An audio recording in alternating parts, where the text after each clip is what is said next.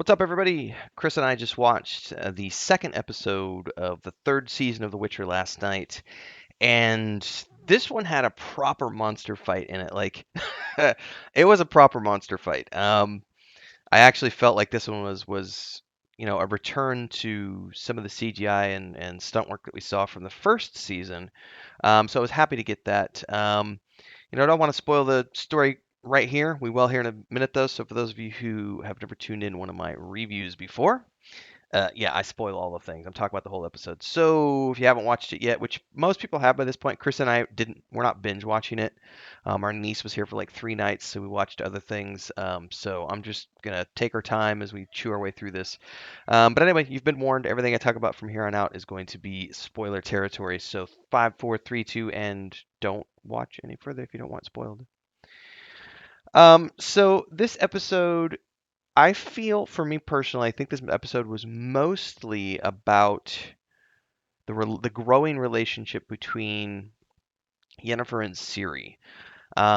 Because Ciri's having a very hard time coming to grips with her responsibility as a magic user or as someone who has powers. And she very much wants to help those in need, and she keeps having these visions that allow her to see potential futures for people she comes in contact with, and those futures often have horrible fates for those people, and she wants to do something about it. And Yennefer keeps warning her, you can't do that. You can't course correct because you don't know the consequences of your actions if you attempt to meddle.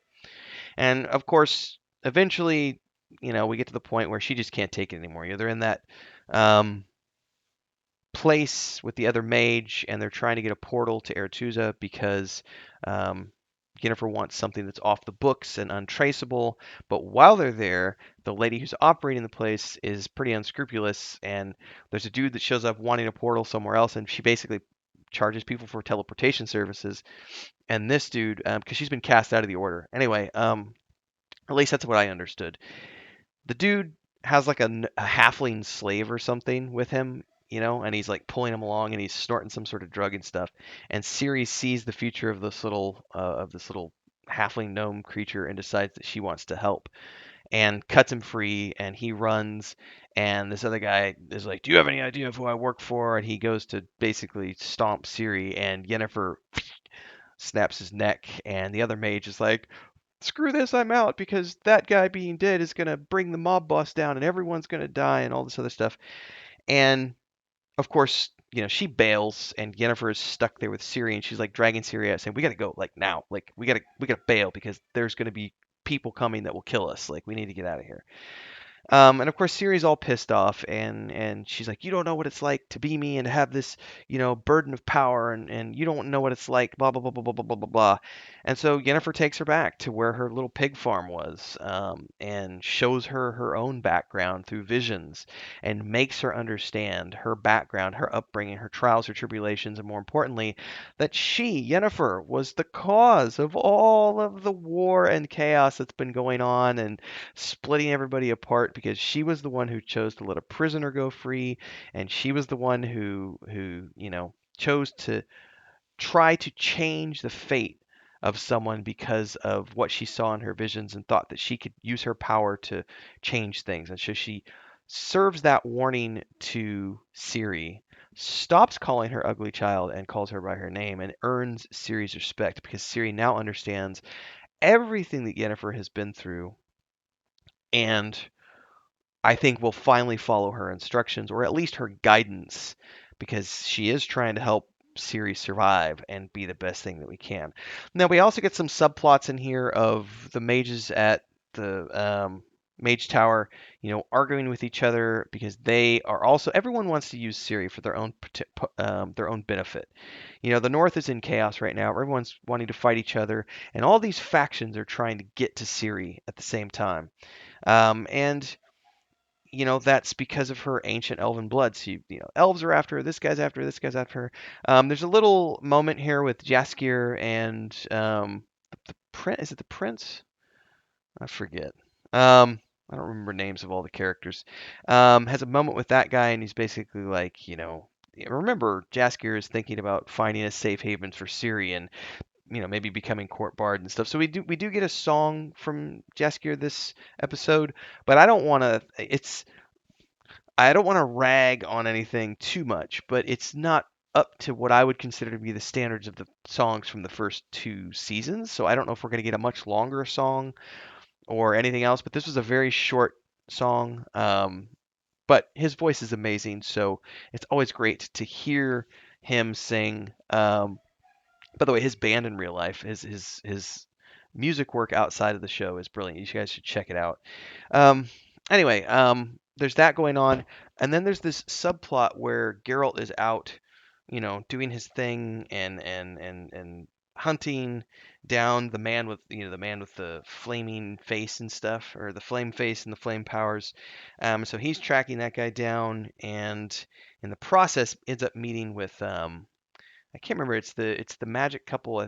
She's short and he's like a werewolf or something. I don't remember. But it's those couple who have the library and collect things and information and everything else. And Geralt goes to them and is seeking information about the crazy mage with fire who's trying to kill Ciri. And they give him some information and he leaves. And then the fire guy shows up and is like, what is it, Reinald or Reinhold or something like that. I don't pay attention to names, guys. I'm having a good time. Commercial time, everyone. Huge shout out to the Guild Champions, who are our highest tiered membership here on YouTube. We've got Bubbleonia, Ancient Entity, Crazy's Relative, Remedy. Thanks so much for your support here on the channel. And of course, to all of our members who help keep me full time here on YouTube. Thanks so much for your support, for being here, for checking in. Don't forget to like, subscribe, hit that bell icon, super chat any live streams or premieres you see, super thanks any video uploads you see. Don't forget YouTube Shorts in that category as well. And hopefully, we'll see you in the next live stream. Don't forget the Discord. Links are down below. Let's get back to the video. Comes in, Geralt's been there, and he torches the place, which sucks. But Geralt gets sent off to this place where there's this person who's in trouble, who needs help. It's filled with monsters. He's looking for more information, right? And he gets in there and has a proper monster fight, which I talked about at the beginning of the episode. But in the process of all of this, ends up rescuing a girl from the cave. And when he gets her out, and he's asking her, "Who are you? You know, how can I help?" and everything else. Because the advice that um, the couple had given him from the library had been like, you need to find someone that looks like Siri, and offer that person up as bait. Because unless they think that she's dead, everyone's going to continue to come after her forever and ever and ever. Anyway, when he gets in this monster den, he defeats the monster, rescues the little girl. She's ash, whatever, ashen haired, pulls her out, gets her out into the open, and who are you and everything. And she's like, "What do you mean, who am I? I'm Siri." And he's looking at her all confused in his face as the camera pulls back, and the music and everything else. So we're left with this being like, the end of the episode. And the question here is this a Siri from another dimension? This is obviously another version of Siri. How did she get here? Where does she come from? What's the result of this? What's going on? And is this, more importantly, tied into what they're planning to do with Geralt at the end of the season? Because he's going to be disappearing. So was that written in from the beginning, or is this a reshoot? Like, I don't know any of the answers to these questions yet. But I have a feeling this is going to be tied into with them switching actors for Geralt's character towards the end of the season. If this is alternate dimensions or alternate versions of themselves or something like that, I suspect. But we have to see how it all pans out. Anyway, I skimmed over some stuff, but I like to talk about the things that interest me the most. Obviously, there's a lot still going on. We're still early on into this season. And we get to see a lot more of what's coming down the pipeline. But I really like how the focus is on Ciri for the first couple of episodes here. Really on her. Geralt has definitely become sort of he's not a background character, but he's not the main character anymore. You can even see this reflected on a lot of the posters and PR they're doing, where Ciri is at the forefront, even though Geralt's character is a little bigger than her, everything else. It's about Ciri, and that's technically what the story is about. So I'm really glad that I'm happy with the story development so far. I really am.